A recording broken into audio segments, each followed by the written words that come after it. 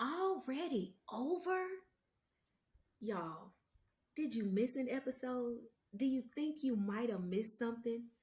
Are you looking for the tea? What went down? Who did we talk to? What did we talk about? What was the point of this season anyway? We are talking about it after the break. Hey y'all, I'm Amber. And I'm Erica. And today we talking about what we done already talked about. It's the end of the road. I will break For out in the season boys to six. men. Not Yes. not not in not in general, Amber. Oh no. Clear it This ain't. up. We not Michael Jordan and Lori Harvey. We ain't breaking up or quitting or nothing. No, I just mean it's the end of the season. It's just the end of the season. Wow. I know. Yes, I it's didn't the even end have of to the do. season. I didn't even have to do them people like that. Right. I did. You know you done been through some heartbreak. You don't want people dragging that stuff back up. I have. I have. I have. Well, yes, it's the end of the season. And it's our Yes. recap episode where we get to look back, run it back, talk about all of the episodes, all of the fabulous guests we've had, what we hope y'all took away from the season, um, what we hope you learned about all the broken ish around us. So it's time. It's time to put a period on the end of season 6, Erica. How you feel about that, Yes. sis? I'm always excited for the recap episode because when we talk about it, there's usually something else that jumps back out at me. So I'm Facts. excited about that. But before we do that, the work part of it, Amber, what have you been up to? How are things going for you? Well, child, I've been over here, kind of living my best life a little bit. I went down to the Las Vegas. I seen Auntie Anita Baker in all of her Oh, glorious post-retirement splendor, y'all. It was everything. oh, That listen, it was amazing. Like, if I could be 64 and do whatever I'm doing at the level that she's doing it now, like, that's just it. That's the blessed life. That woman was fantastic. It was worth every dollar. It was great. It was great. So I just got back on Monday I'm evening. so jealous. I want to see her show so badly, but I'm too brokish to see the show. Stop lying. But I am jealous and I wish I could have been there. You didn't even call me. Girl, the Like, tickets sold out in 17 minutes. I ain't even have time to do all of that, but you better get you some tickets on Klarna and Afterpay,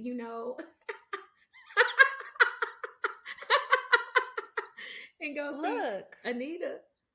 why you laughing? I don't know if you heard, girl. People are using Klarna and Afterpay for gas and food No, now.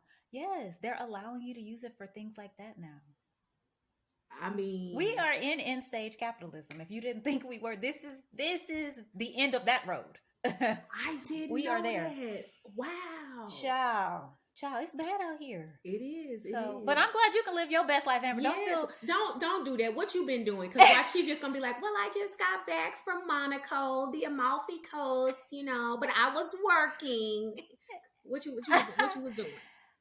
girl, I have not been anywhere or up to anything. I told you I'm over here running this car service for these children in the summertime at their camps. Oh, So, and I'm out here partnering with the other mothers.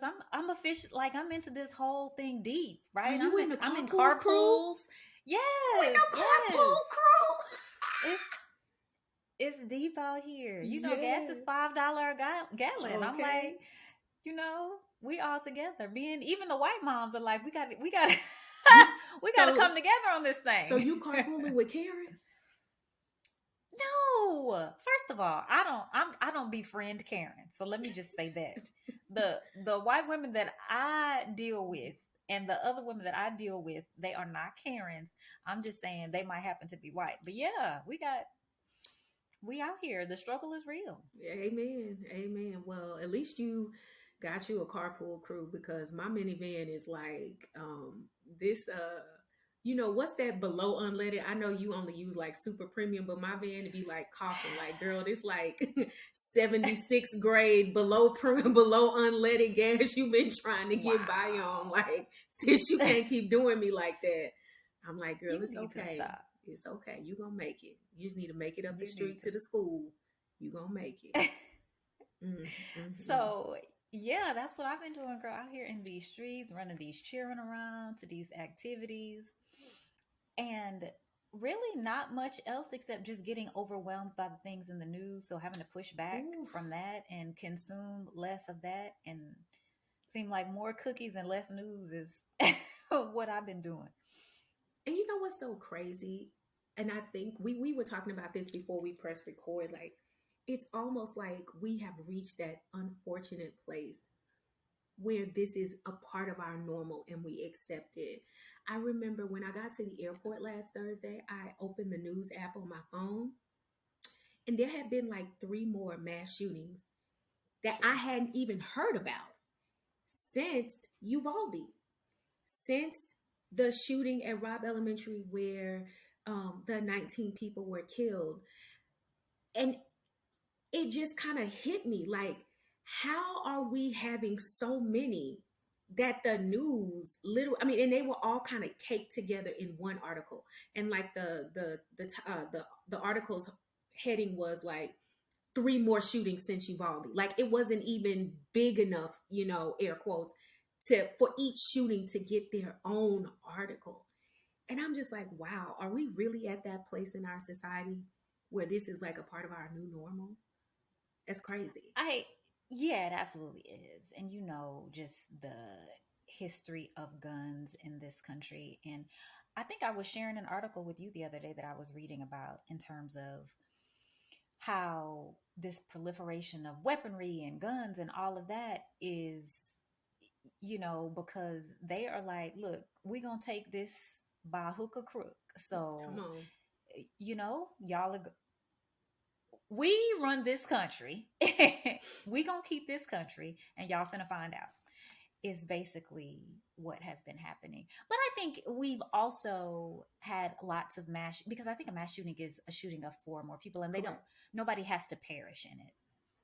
And so I think we've had tons of mass shootings, but now that with Buffalo, with Uvalde happening, that there's just this focus on it. But I'm not an expert. I don't have any data, of course. I don't even know that they're happening more regularly. Maybe they are, but I'm just saying maybe they're being reported on more. I don't know. I just feel like we're such a violent nation. I'm not surprised if they've been happening all along. Yeah. Yeah. And what's so crazy about it is that there is space in the American political ethos for us to have both sides of this issue. That's what is There's crazy to space in the me. American political ethos for us to both sides every damn thing. Yes, and it's Slavery? like, yes, Well, yes. I mean, it's like I was blown away when we had a both sides on the pandemic, but to see the sophistication of the machine pushing out of both sides of babies dying is just, it's just crazy to me. I mean, like, this is like a master class in like gaslighting and manipulation. Like, we really are to the place where we got a good and a bad, a glass half full, about like a class full of fourth graders getting killed after they yes. just had an award ceremony. Like, that's crazy to me. That's crazy to me. You know. The whole situation in Uvalde just is wild. I can't Hmm. believe, every day, of course, it gets worse. I watched the video of the mom who went in to get her children. That is just unbelievable. And then, of course, our so-called criminal justice system is like, oh, sis, you on probation? Well, we about to turn that stuff up because we don't want you talking to the press. You gonna talk to the press anyway? And sis was like, yes, as a matter of fact, I am. Yes. So I'm just like, at every turn, we use these systems that people tell us are here to protect us, to keep us safe, and we use them to harm people, to kill people, to disenfranchise people. And man, it's so sad. Yeah. And it's interesting because I feel like that's a perfect segue into kind of what this season was. I feel like there was in the past a much more literal defined line between the broke ish and the topic. But as we've sort of expanded more broadly in mining the broken ish around us, it is important for us to You don't note, have to mind it. yes, yes, that part of the genius of the broken ish is the fact that the system has convinced us that broke is fixed, right? That Yep. it is doing exactly what it's supposed to do because that's the way it's supposed to happen. And the truth is it's doing what it's supposed to do, but not because that's the way it should be, but because that's the way it's rigged to help the people who are in power hold on to the power. And so I think the further back we step and the further back we look, it really becomes apparent that this issue is broke on purpose. This issue is Absolutely. broke by design. And part of the design includes normalizing you to the brokenness so that when people start raising their voices about fixing it, it feels discomforting to you because you're so accustomed to the brokenness. Because you've assimilated and because you've Yes, adjusted, and that's what humans do. And so you know, it's gotten warm and cozy for you, so it's okay. yes, yes.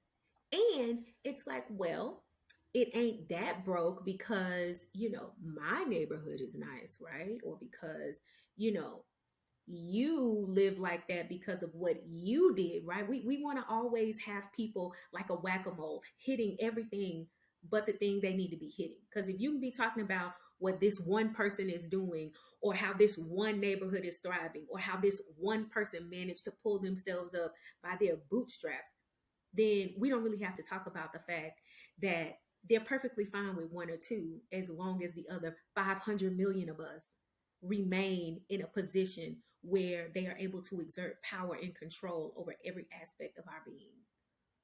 Amber, while you're talking about this, can I throw in just one broken thing that happened recently that I've been thinking about?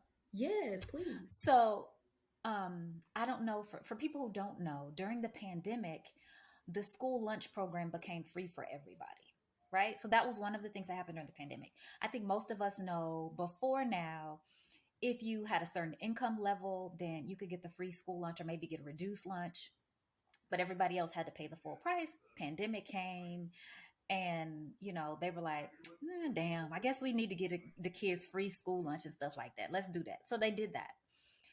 And so since then, I have a family member who recently got married and now has a new child in their Mm-hmm, family. mm-hmm. And so I was talking to them about it, and they were like, yeah, everybody at school gets free lunch. And I'm like, well, you do know that's only because of the pandemic. And like, if Congress doesn't act, that goes away.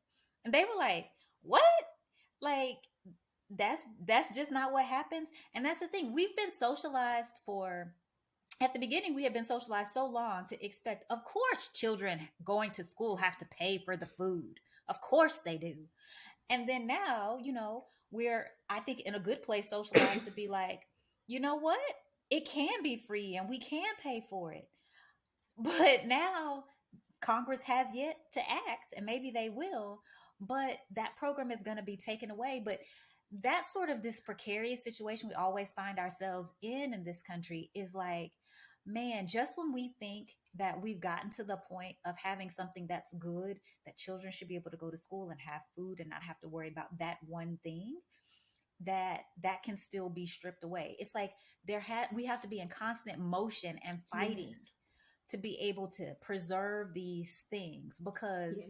man, even if the system can't get fixed, they sure gonna let it break again. Come on, come on. Yeah. And they're going to make you feel like they did you a favor by fixing Child. something that should have never been broken in the first Right. place.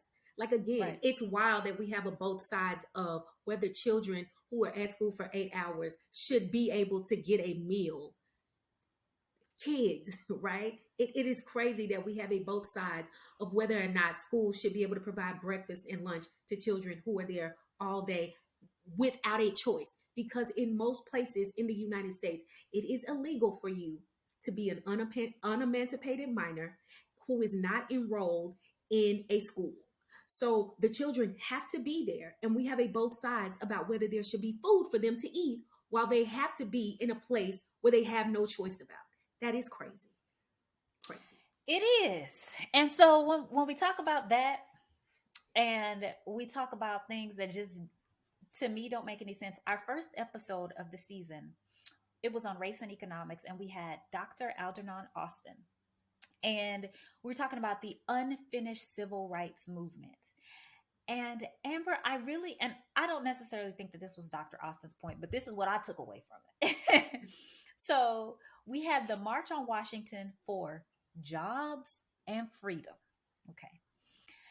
And I just feel that since then, Amber, and I know that I'm oversimplifying this, but I don't really feel like clearly there are not more jobs and there is not much more freedom, especially as we see things being rolled back and rights being rolled back every single day. And unfortunately, I think I left that episode feeling defeated and just really thinking about if the civil rights movement actually did what it intended to do based on where we are today. Yeah.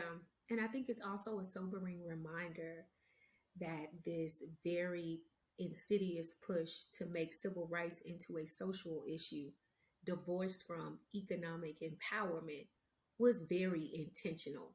Not Sure. not just within the respectable Negro collective, but also within white America as well.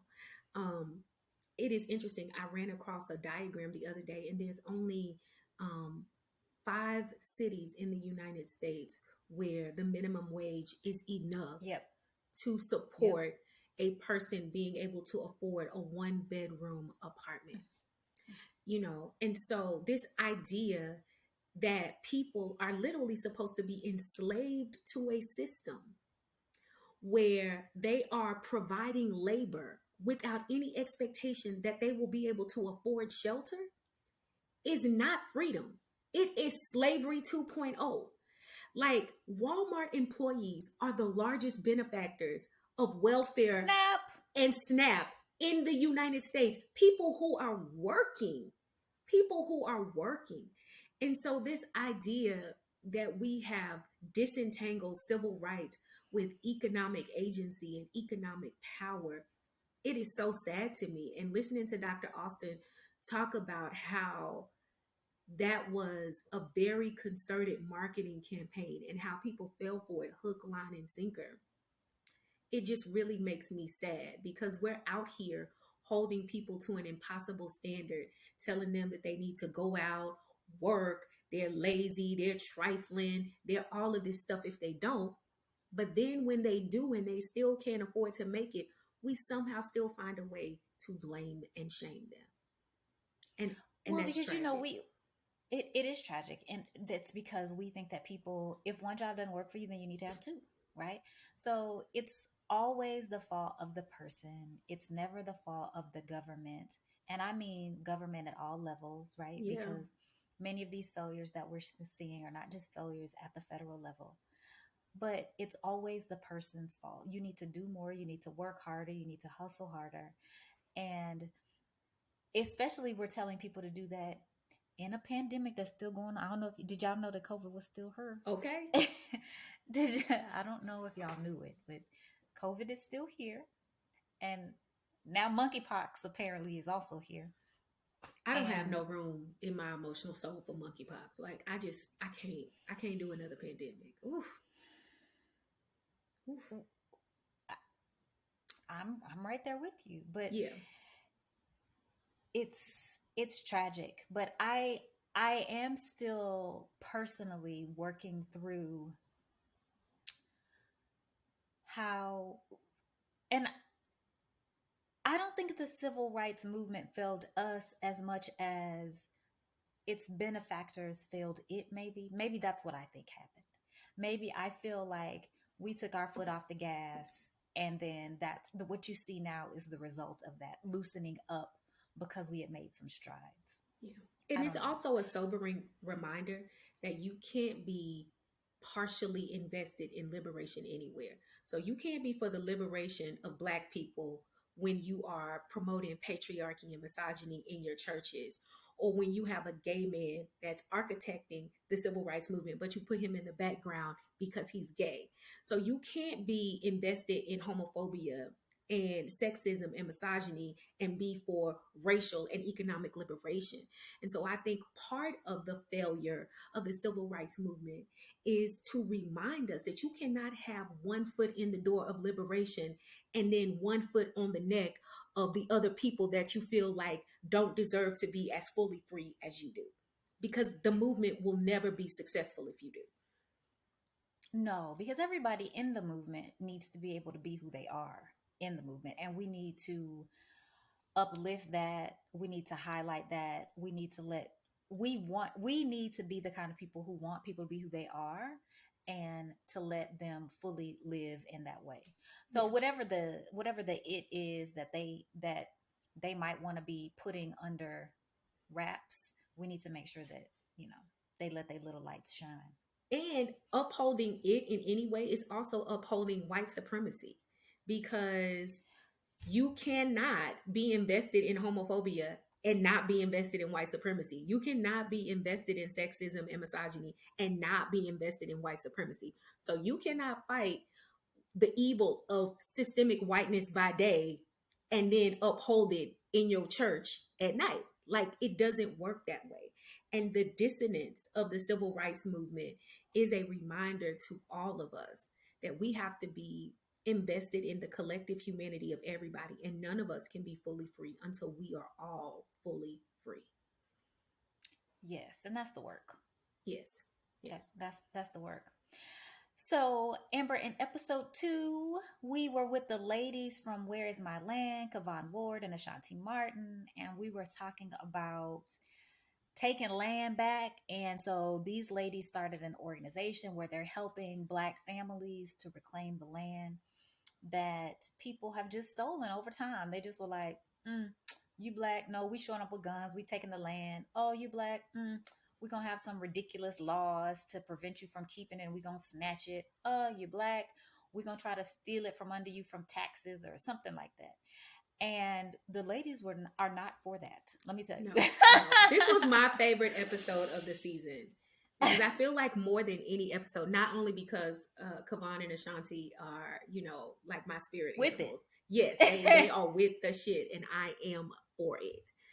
Um, but also because it shows, I think, more than any other episode maybe that we've done, all of the tentacles of racism that branch out, and how land theft is punctuated by unjust policing, unjust tax system, how all of those things feed off of each other, how when people are forced to work jobs where they are not compensated justly and equitably for their labor, that affects their ability to have the resources to fight when they are being, hamstrung by the system. Like, all of those tentacles come back together, and then they create systems where the government and where people are able to steal and to maintain that theft, because the people that they're stealing from are disempowered on every single level. And so I think of all the work that we've done, this one really highlights how all of these systems work in tandem. It absolutely does. And that was also one of my faves from the season. Just because I really appreciate their passion for the work that they're doing and for fighting against even small things like euphemisms that we hear a lot, like land loss. Well, a lot of times the land wasn't lost. We know where it is. Everybody Right. know what the land is. It's just that y'all stole some stuff. But again, America is built on euphemisms and all of these things to try to hide these really just, I don't even have good words for all of the bad things that are underneath the surface that we want to cover up with pretty words and flowery language. And so, shout out to Kavan and Ashanti. And y'all can go to where'smyland.org. And certainly, if y'all want to donate to their cause, I'm sure that they would appreciate if you did that. Yes. Yes. And I think when we rolled into the next episode, the why of DEY with Did you say DEY? I Did you said say the the Y of why DEY? of DEI. It sounded like you said Y at the end. Okay. I'm No, going to go back and listen to it on the tape and listen to what you really have said because we got this Jen, recorded. exonerate me, sis. from this unjust attack. Exonerate me, okay? Thank you. I'll wait. But anyway, we got the lowdown on diversity, equity, and inclusion work with Deonta Fancher, who is a corporate expert in DEI work. Um, and it's And my interesting. line sister too. And Erica's line sister, yes, hello, Soror. But it's interesting because I felt like rolling from Where's My Land to DEI. Hopefully, it helped people connect the dots that like commodification is not just a personal thing, right? That they are commodifying us on every single level. And so it was interesting to go from land loss and land theft to okay, you got the good job. Maybe they not knocking at your door with a condemnation notice, but the same thing is still happening to you, right? It's just happening on a different level.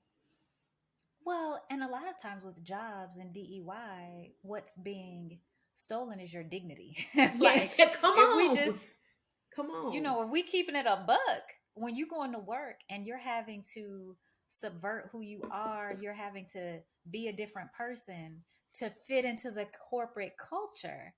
Like, that's a whole lot when you leave for you to have to, you have this small space where you can actually live. And then for 8 to 10 hours a day, you're being somebody else. That shit wears on you. Yeah. And Yeah. this was certainly not Deonta's position, but mine is that I think DEI is totally a farce. I just think that certainly after the death of George Floyd and all of the things that came to the surface and how corporations were just looking for something to do and DEI came in, not that DEI wasn't new, of course, but DEI came, I think, to the forefront in a way that we'd never seen before and offer promises. And the interesting thing to me is that only 2 years later, so many of these same corporations are reversing course and are now saying that no, those things that we talked about before and those things that we wanted to mandate before and the things that we wanted to look at before, we're not doing that anymore. I've seen so many organizations and CEOs coming on the record as saying that lately. And so I just feel like the pendulum has swung again. Mm-hmm. But anyway. Yeah. I mean, well, that's what happens when your superficial focus is about who's in the room. I mean, plantations were diverse. And so if you only care about who's there for the benefit of your bottom line without any concern for how do we equitably do business, how do we create um, a sustainable, just business model that is fundamentally fair on every level, then of course it's not going to last because this is about making money, not making changes, you know. And I think that Deonta's point, I'll never forget something she said. Like, she always tells people, like, this is not my work, right? This is the position Yeah. I'm in, but this work belongs to all of us. And I think that the fact that we don't take that approach of trying to create environments where everybody is invested in equity, in justice, in inclusion, in diversity, that is the problem because they are invested in profit. And whenever you just put Right. somebody in a position and say, this is your job, this is my title, but this is all of our jobs, right? And that's the Wookiee right there. Yeah. I do think it's a hopeless endeavor. Yeah. So good luck to Deonta, though. Yeah.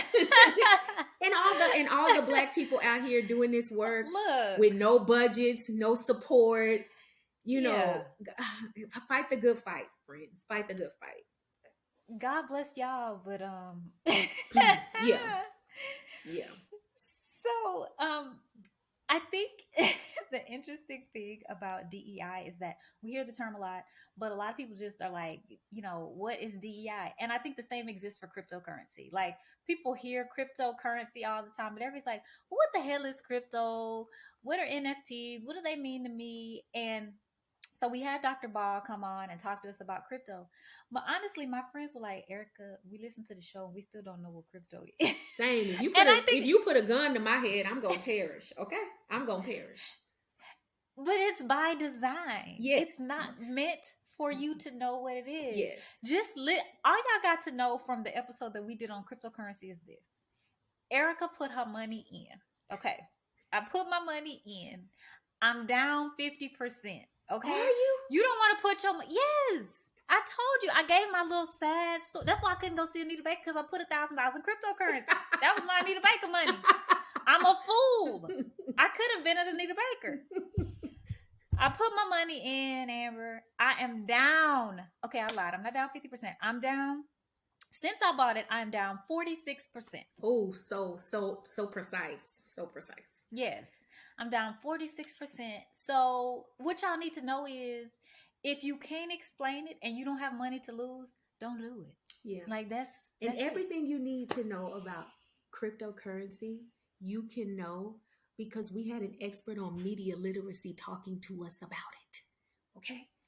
So everything you That, need to know about cryptocurrency can be encapsulated in the fact that we had to bring an expert in on media literacy to talk to us about it. Okay? because it's all propaganda, y'all. Yes. It's all propaganda. Yes. Yes. Shout So, out to Dr. Ball and Black Power Media, by the way. Dr. Ball is always there when we yes. call. Shout out. Thank you so much for coming through and breaking this down for the people. And it made so much sense after it was over why somebody who's an expert in media would have an interest in crypto because it's nothing but a commercial. It is. It is. Yes. And a very good one that Yes. made me go and spend my money on it. And also, while you're talking about Dr. Ball, Amber, this has nothing to do with the recaps, but I also appreciate Dr. Ball because he actually watches our show. And so he was watching one of the episodes and he was like, Erica and Amber share a lot of personal things. And I just never feel like, do you feel like we're sharing a lot of personal things? I really haven't necessarily felt like that, but do you see why people might feel that way? I feel like we don't do it often, but I feel like when we do it, it's like, bang, you know. Okay. I feel like when we decide to be personal, we are personal. You know, I do feel like that. But I think that's also a good thing because, you got to keep it 100 with people. Like, so yeah, we ain't going to do no episode on like weight loss and not talk about our issues. But no, I don't think we do it Right. often. But I do think when we go deep, we go deep. Okay. Okay. Yeah. Because it just made me think. I was like, am I out here oversharing?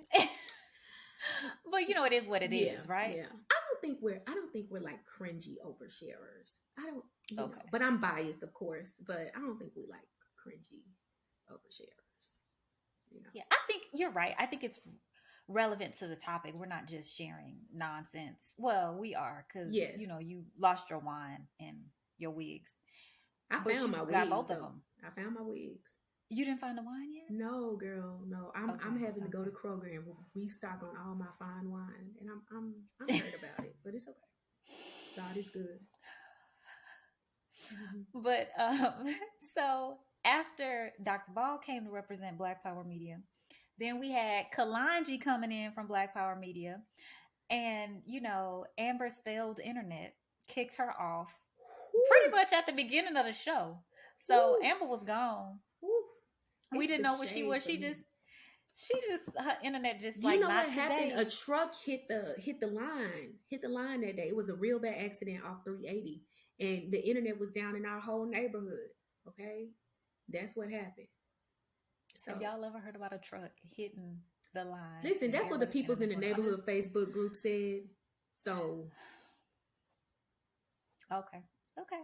Well, so I was pretty much riding solo with Kalanji on the episode, and initially we were gonna talk about, I think, really weapons and guns and what it means to be black and have guns, and I think the conversation really just evolved into how do you stay ready and how are you prepared in the face of all of the things that we are now being confronted with?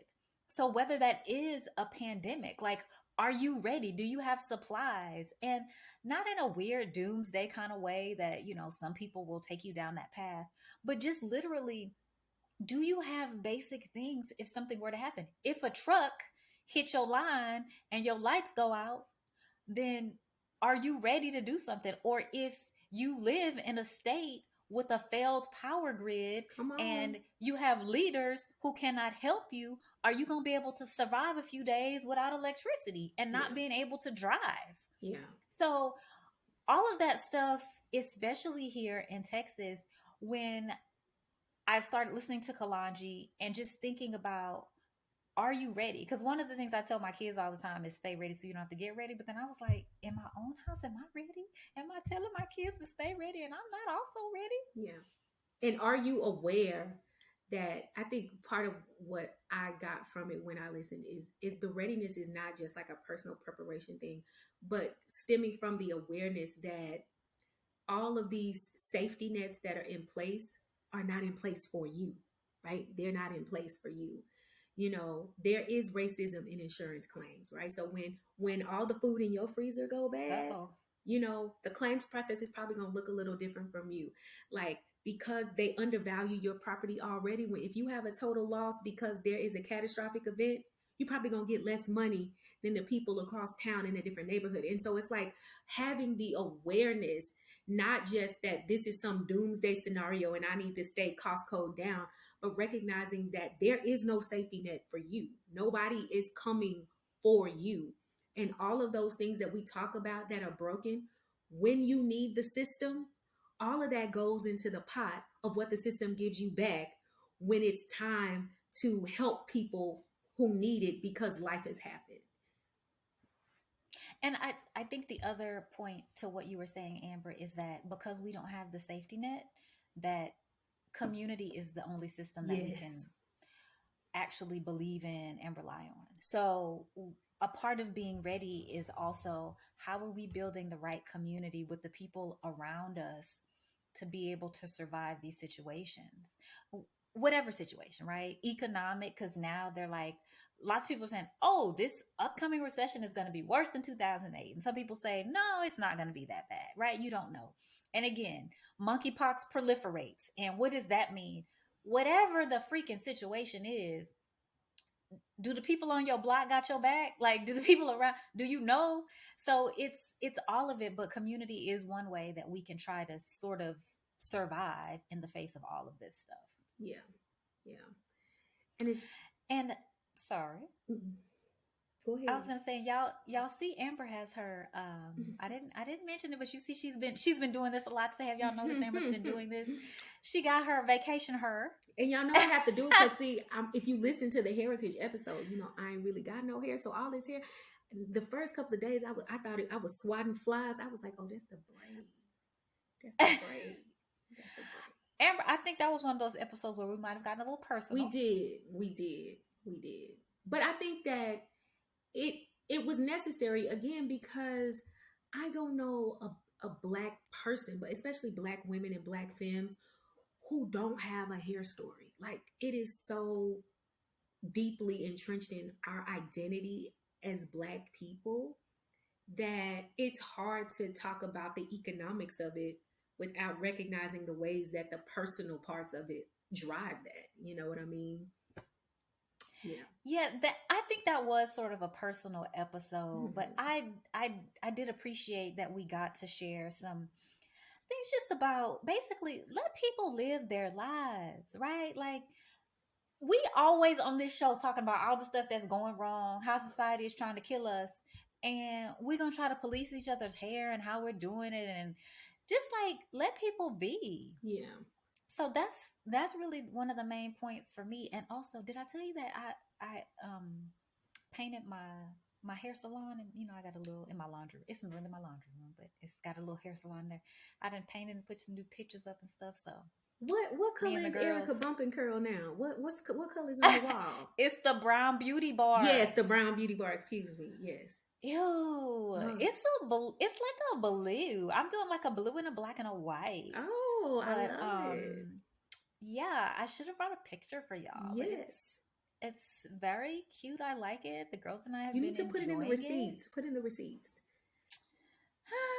Maybe I'll put a picture of my salon on Yes, there and for let the people know when y'all. you open up your style seat, okay? You look, my mom was just here yesterday getting her hair done, and she was like, "Girl, I like it. You got everything in here but a license," is what she said. I love it. I love it. So, And you know, for me, when I think about this episode particularly, one of the things I think that gets lost in the hair story is the genius of black women and black femmes particularly. Like for example, I think about I told y'all how I don't have no hair. Like I'm basically bald. A black woman did this. Like she's an alopecia braider, just braiding in a little tiny salon suite in Grand Prairie. Super young. I don't even think she's 30. The girl is just a freaking genius. Like I was sending Erica and Delina some pictures from her Instagram page. Like y'all should see like women like me who come in, no hair, little patches of hair. Like this woman is out here creating miracles and magic literally out of nothing. And it is crazy to me how she is not some millionaire, billionaire sitting up right now because like this is genius. Like this is art, this is science. It is just pure magic and it's just crazy to me how many black women are out here sitting on that type of skill, that type of creativity, that type of ingenuity and entrepreneurship and they don't have what they should have to show for it. And so for me, that is what the episode reminds me is that black women are the unsung freaking heroes in every American story. Every single Of one. everything. Of everything. And you know what black women are also so good at is just using every little thing, not wasting a thing. And we talked about that some in our episode on Behind the Garments with Whitney McGuire when we talked about fast fashion and environmental racism and how, black women from, our grandmamas and before that were like, oh no, no, no, no. Those were pants. Well, now they finna be Pedal pushers. what you call Pedal not pushers. pedal pushers. What else do we Bermuda call them? shorts. No, child. Culottes. That's Culottes. what, yes. That's pedal pushers, yes. Yes, but I'm saying that's what we call them. Yes. And then you was gonna get you some shorts. Yes. Yes. Then you got you some shorts, and then somebody else got some shorts. And then you take that extra fabric and save it for patches, and yes, and quilts. Yeah, but Whitney came on and just in all her brilliance and just talked about these global corporations and how this problem from around the world with folks who are marginalized and disenfranchised in other countries just are being abused to help fuel this fast fashion industry and how we're all participating in it. And she dragged me a little bit with like, no, you don't need 8 swimsuits to go on vacation. I was like, well, Whitney, why am I in this though? Why I'm just here to ask questions. Why you got to drag me? But seriously, since then, and I'm not even trying to be funny, since then, when I'm buying something, I'm at least now I'm starting to ask myself the question of like, Erika, really? So I am trying to be more conscious. And I know that Erika, am not the problem, right? The problem is your corporations and your government that's not going to regulate people properly. But I can still play a role. And so that's what I've been doing lately. Yeah. And I think it was also interesting. And I think one of the things that Whitney helped us do that a lot of people in these spaces are not doing is make the connection between sustainability, racism, and equity and diversity work, right? Like when you have people who are running sustainability who don't have no investment in the struggle, that matters, right? The voices matter. Because like one of the things we talked about is like, black people been recycling their grease. We've been keeping our plastic bags, right? Like indigenous people have been using, this whole farm to table notion, like this idea of using every part of the animal, using every part of the plant. Like indigenous people have been doing that, have been championing this work. And so when you shut off sustainability from the realities of racism, the work is never going to be successful and you're always going to miss the mark. And I love that she helped us to see those connections because a lot of people treat them like they're two different things, but they are not. They are not. And there is a straight line from racism to a lack of sustainability. And until we stay on that point, neither side is ever going to be fully addressed the way it needs to be. Well, and you talk about sustainability, and you know how before we were talking about euphemisms. Yes. And I feel like the opposite side of that is how we'll use a term like white people will take a term like layaway, right? Black people been on layaway, right? Yes. My mom used to take me down to Wieners, Yes. and we was on layaway and all that kind of stuff. And they take it and they rebrand it and then they call it something else and make it new. Yeah. then we got a new thing. And then the same with sustainability. Like Black people and other folks have been recycling, taking care, thinking about the earth because of the spiritual connectedness we have to the earth and our creator and all of that, and bringing those things together. But they gonna take it and rebrand it as sustainability. Or And farm I to just get, table. It's like, yes, no, that's just called farming, and we had to eat. So we ate what we farmed and what we were raising. We ate that stuff. yeah. And unrelated, that pisses me off is how they did this with baby hairs. Because my children, we laugh at, white girls then got a hold of baby hairs and calling them sticky bangs. And I tell you, I am so mad at these white girls for getting on TikTok and calling baby hairs sticky bangs and trying to make it a new thing. It is not new. People been having, and my kids were like, I thought I saw Josephine Baker. Didn't she Come have baby on, come hairs? on, baby. Come I on. was like, sticky bangs, and I want to punch somebody, Amber, but that is not I what we're feel talking how about. you feel about sticky bangs is how I feel about oxtails. Like I want to know why Who gentrified them? why now that the other people enjoy kale and oxtails, why we have to pay an arm and a leg. I still remember the time when my grandma used to cuss me out when I would take her to like Kroger and Tom Thumb. Because if we didn't go to Best for Less or H&J, like the hood grocery store, she couldn't get no neck bone. She couldn't get no oxtails.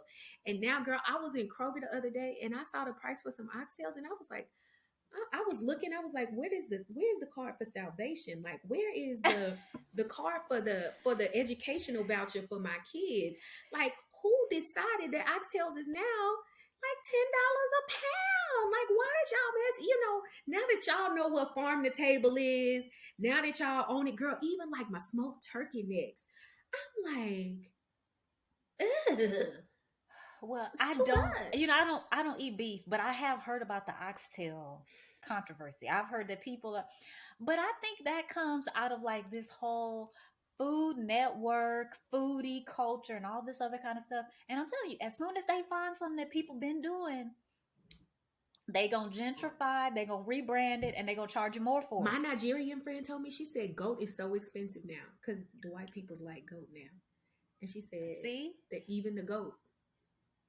Now, when I used to live in Mexico, people would eat the hell out of some goat all the time, and I bet they probably can't do that now Yeah, like they she used to. said that the Nigerian people and the Indian people is shook by the goat prices now because it's just it was the last frontier, and now that the white peoples are into it, prices through the roof.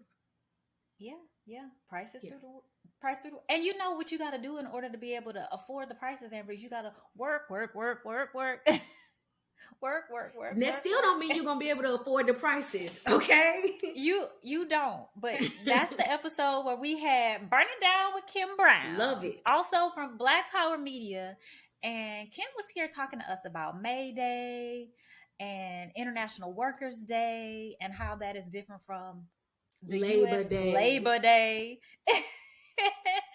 Yeah, all of that about unions and what it means for workers to come together, to be able to strike, to be able to build strong coalitions with one another, to fight against all this stuff, especially like rising prices and stagnant wages. Hmm. And about people getting comfortable with the fact that there are people who go to work every single day, who work full time jobs, and who cannot afford basic housing, basic food, basic means of transportation. Like, we live in a country where there are people who are working every day, doing what we tell them to do, and they still cannot afford to go to the hospital or put their child in a daycare facility or go to a grocery store and buy a cart full of groceries without deciding that the price to do that requires them to not pay something else. That is insane. It is completely insane. Yeah. And um an unrelated thing about this episode, Amber, that I did not like, I don't even know if I shared this with you.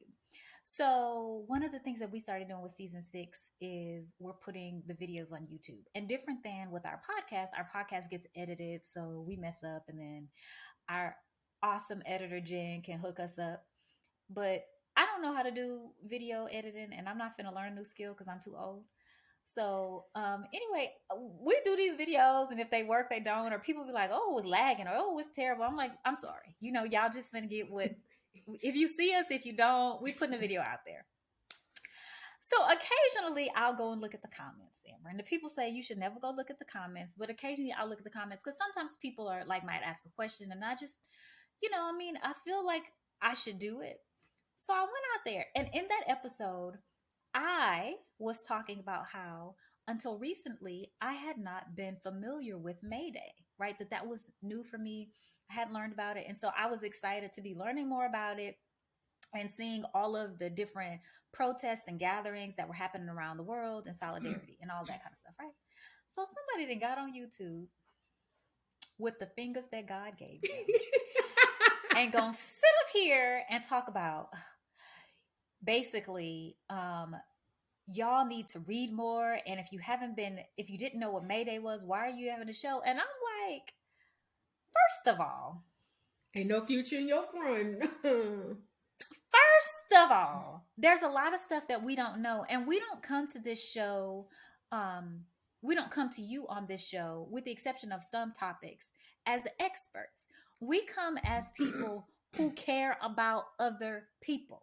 We come as people who care about Black people. We care about the fact that we are being killed by broken systems in this country and in other countries around the world. And we are here to learn, and we like to share that learning with y'all. Yeah. That's how we come. That's how we approach this work, right? So, some people, y'all can call us ignorant, and you're probably right. Okay. But what you're not going to do is you don't have to be mean with it, because we're saying we didn't know a thing, and here we are because with the brains God gave us, trying to learn a new thing. That was Erica's nice way of saying it. I fight. She don't fight, but I do. I enjoy a good fight periodically. So, knuck if you buck. But I also agree, and I also think that it is important for people who have platforms, big, small, or anywhere in between, to also have humility to admit when they don't know something. Because I think a part of the problem with this fast learning social media Google era is everybody is an expert on everything.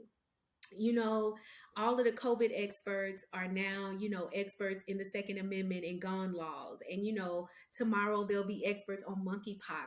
Like, at some point we all have to be able to have enough humility to take a posture of learning, to take a posture of being willing to engage with things and interrogate what we know, what we thought we knew, what we thought we understood, so that we can more effectively make connections and identify the broken stuff around us, right? And so I am happy that we feel comfortable on this space, talking about what we don't know, talking about what we need to more know to know more of, and talking about ways that we need to broaden our knowledge scope in order to advocate. Because, quite frankly, a big problem is that a lot of people just don't have the awareness and the humility to be like, you know what, I don't know. Right. And the good thing about this show is when we say we don't know, we bring y'all people who do. Yeah. Right. So we're not, Brokish is not a podcast that you have all these other 10 podcasts who people just getting in front of the microphone and talking shit about a bunch of stuff. That's not what we do. That's not fun for us. So we don't know stuff. We want to bring y'all people who do. We want to continue on a learning journey. We want to highlight things. We want to dig more deeply into those things. That's what it's about. Yeah. But one conversation, Amber, that I think you did have some more insight into from a legal perspective is when we had our what you called blunt conversation with Lawrence Grand Prix. And Lawrence joined us to talk about marijuana, cannabis, CBD, all the things. So he was teaching us the differences between all those. But probably the most interesting thing for me about that show was just thinking through how all of these benign interactions with the police are things which have related to drugs, have fueled a lot of the growth that we have in terms of the prison industrial complex, and just their ability to try to say that they have probable cause because I smell marijuanas. I smell the marijuanas. And you know what else I hope it highlights for people is that the law is so damn arbitrary, right? Girl. Because remember, Nancy Reagan in the White House garden with all the black children sitting around, from Compton and Harlem and the Bronx, talking about how we just got to say no. We just got to say no. And now all of a sudden, marijuana ain't the egg on the hot plate no more that fries your brain. Just because white people say it ain't. That's It what's ain't. crazy It's to not. me. Just because It's white not a people say gateway. it ain't. When did it stop being a gateway, Amber? It just all of a Yeah, sudden ain't a gateway yeah, no more. yeah. When I mean, listen, just say no and only you can prevent forest fires. Smokey the Bear and Nancy Reagan. That was like the pillar of my childhood. You had the you can prevent forest fires poster on this side of the classroom, and the just say no, the dare. Remember the DARE and the Pizza Hut coupons with the dare. And but baby, listen. And now all of a sudden, literally just because white people have changed their mind, it's like when we was walking around Vegas, girl, I got so secondhand high one day. I looked at Freddie. I said, "Am I crazy?" People was walking through the streets just vaping, living their best life, vaping, blunt on the street, on the strip, in the middle of the United States of America. And I'm sitting here. Y'all know I got every seasonal allergy known to me. I'm like, my I get home, my eyes red. I'm like, was I smoking? I mean, and it's literally just because white people said you can do it now. Just because they said you can Yeah. do it. That's And you talk the about it only being difference. arbitrary. Like you lean over from one state into the next, and then you can and you can't. Mm-hmm. I mean, Mm-hmm. it's completely random, makes no sense. And I just thought about the fact I'm like, Nancy and Ronald, ain't they from California? Like, Boom. and Boom. I'm like, that's where. Anyway, Yes. Yes. but shout out to Nancy. I heard she was doing work in the community in other ways. I mean, if you know, you know, and if you don't Google it, you figure out what work Nancy was doing in the community. The people say, but I do not know what that was.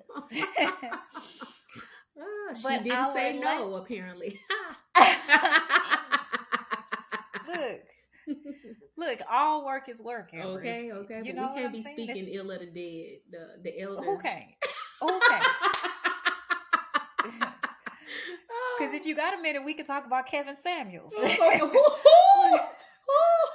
look, who, who can't? Okay, I'm sorry.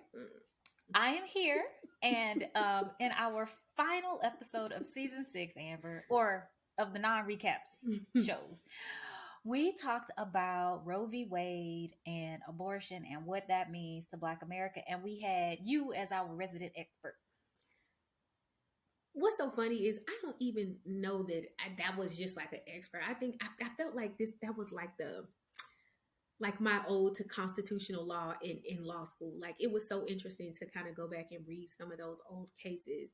But again, it's also a reminder of how arbitrary the law is, which is why really nobody can be an expert in it because it is whatever the 9 people who possess those seats at the time say it is, right? Yes. And that is not an exercise in expertise, that's an exercise in power, you know? Mm. And so it was just kind of interesting to sort of take that journey back in time and look at those stationary moments when the 9 people who possessed the court, when Loving versus Virginia was written, said what they said about individual rights. And then the 9 people who possessed the court when, Roe versus Wade was written, and it was just kind of nice to go back in time and just sort of look at those moments because it's just a reminder that the law is a tool. It is not a foundational thing that roots us in any stable or objective reality. It is a tool, and how it is used depends on in whose hand it is being wielded. Absolutely. And since we recorded that episode, Amber, Oklahoma has signed into law that abortion is legal from the point of conception. like, um, Yes. yeah. I mean, Texas already had 6-week rule, And Oklahoma is like, look, just don't get pregnant because you cannot do that here. Yeah, and if you want an And abortion, you have to get one before you probably scientifically know you're pregnant. yes, in Texas, before you know you're scientifically pregnant, and in Oklahoma, don't try it Yes. because you cannot do it. Yeah. And as we're sitting here recording this, we're also waiting for the Supreme Court, I think, to come out with official non-leaked rulings related to Roe v. Wade. So certainly more of that to come. And again, that's just heartbreaking on so many different levels that I don't even think it was possible for us to just talk about, what that means to folks who get pregnant and, what their options are, what that means for their futures, for their families, all of that. Yeah. And I think it was a nice way to um, end Kappa season where we've sort of been encouraging people to take a less linear approach to looking at what is broken and to see how it is not just about breaking systems. Ultimately, racism seeks to break people, People. to break people, to saddle us with injustice and with systems and with inequities that ultimately break us of our autonomy, break us of our right to self determination, break us of our freedom, break us of our individualism, so that we can be fully owned by those who benefit from doing with us what they will. It is nothing but a way to reimagine and perpetuate the evils of slavery, you Yep. know? We gotta we gotta stay on the ground for the people. Yeah, We yeah, That's all we here for, is to work for the people. So yes, yeah. And it's that's interesting what it is. because that's why this is really an exercise in engagement and learning. And we never want to be your source. We want to be a resource. That's why we give you the receipts. That's why we point you to the experts. That's why we tell you where we're getting our information from. Because ultimately, at the end of the day, what we want is for you to be empowered so you can have your own ability to go out into the world and recognize this for yourself and determine for yourself how to best maneuver in light of the ways that the system is conspiring to keep you down. Because if you can figure out what is going on and then do what's best for you, it becomes harder for you to be victimized by a system that is not invested in your humanity on any level. So, in some ways, I'm glad that we approach this work the way we do because this is not about you looking to us. This is about empowering you to look to you because you And have build to know. community for Yes, support. yes. And then when you are able to do it, then you can show your neighbor how to do it for themselves, and they can show their neighbor, and they can show their sister or their cousin. Because ultimately, at the end of the day, you have to know how to avoid the things that are meant to take you down and break you and make you into a commodity for somebody else's benefit. Know when you're being played. Okay? Okay? So Thanks.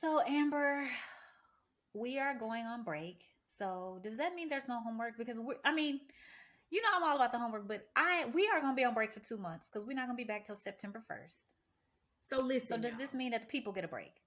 We gonna give y'all how they send the summertime list home with the book you need to Oh, the read. reading list? Yeah, Yeah, okay. we gonna give y'all a little bit of summertime reading. But it's gonna be for the people on the struggle bus. The first part of the summer reading list for the Brokish University. Um, get caught up. If you're not caught up, get caught up. Get caught up in the name of Jesus. And Mm-hmm. then when you come to class in September, bring a friend with you. Bring a friend with you. Yes. Tell your neighbor. And then we got you. You know how you go to class, you get your syllabus with the textbooks list? The textbook list is simple. You need to be following us on social media. You need to be on at Brokish Podcast on Instagram. You need to be on Brokish, BROKE_ISH on Twitter and on Facebook.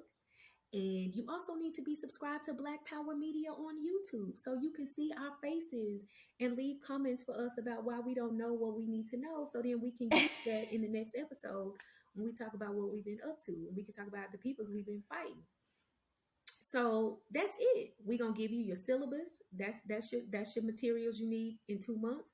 Bring a friend to class and make sure you caught up on the first day. That's it. Well, thank you, Amber. It has been a pleasure to be with you in season 6. And y'all know there's so much going on that sometimes it seems as though there's not a lot to hope for. But we hope that as we find rest, that you all can find it too when we're on our break. And while we're out, we're also going to be brainstorming new topics and new ways to engage with you and new ways to expand our network of you, our brokers. And also, while we're out, keep lifting each other up. Keep looking to the future, keep building community, and keep questioning the systems that are conspiring to break us all. Thanks for tuning in, and we look forward to catching up with you on the next season of Brookish. Bye.